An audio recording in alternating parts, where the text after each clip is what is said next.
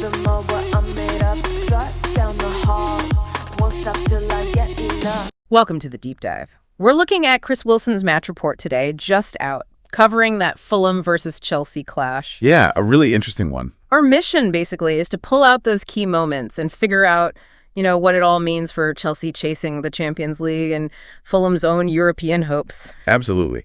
Because this result, it wasn't just about the day, it has bigger implications. Wilson's report, I assume it kicked off with that early Fulham moment, the disallowed goal. It did, yeah. Pereira scores, Craven Cottage goes wild, you think Fulham are ahead. And then VAR pulls it back.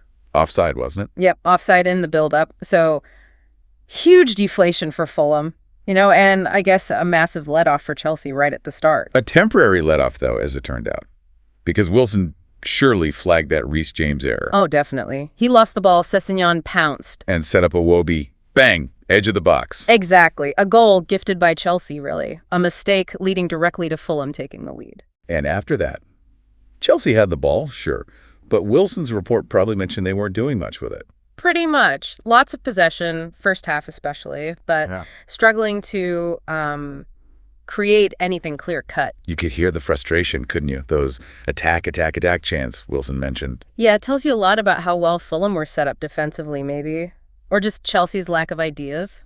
Probably a bit of both. Fulham were quite disciplined, making it hard to play through them. So Chelsea's first real sniff at goal came after halftime, right, with Neto. That's right. Gusto, the substitute, puts in a cross. Neto's right there, close range. But Leno makes a big save. A fantastic stop. Crucial moment. Wilson must have highlighted that. Could have been the turning point earlier. And then Palmer shortly after, maybe. Created space nicely. He did, yeah. Worked the opening himself in the box. But dragged it wide. You sort of felt, maybe this just isn't Chelsea's day. Exactly. Felt like they were forcing it a bit. But then the lifeline. The equalizer. Tyrique George, the academy lad. Yeah, Wilson described him basically just jumping on a loose ball in the box. A real poacher's goal. And that just changed the whole atmosphere, didn't it? Suddenly Chelsea had belief. You could feel the momentum shift, absolutely. And then, almost inevitably, it felt like by then, Neto steps up. Oh, the winner. What a strike. Roof of the net.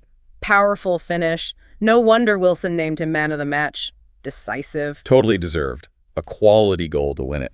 And Wilson's analysis, I imagine, really stressed how big this win is for Chelsea. Hugely significant. Keeps them pushing hard for that top 5 for the Champions League spot. Every point counts now. And the flip side for Fulham?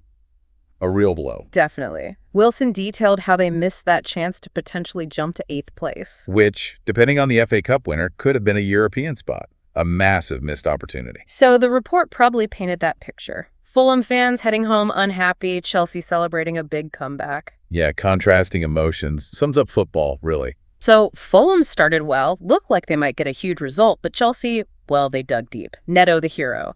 Big boost for their Champions League hopes. Massive dent in Fulham's European dream. It really highlights that resilience Chelsea showed, maybe, but also asked questions about Fulham. For sure.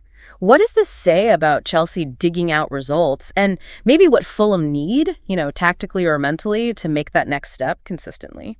Interesting things to watch as the season winds down. To really go either way for both teams from here. Sound the alarm. I'm coming up. We'll have the ball. I'm sweet like a buttercup. You're Bobby doll. Show them all what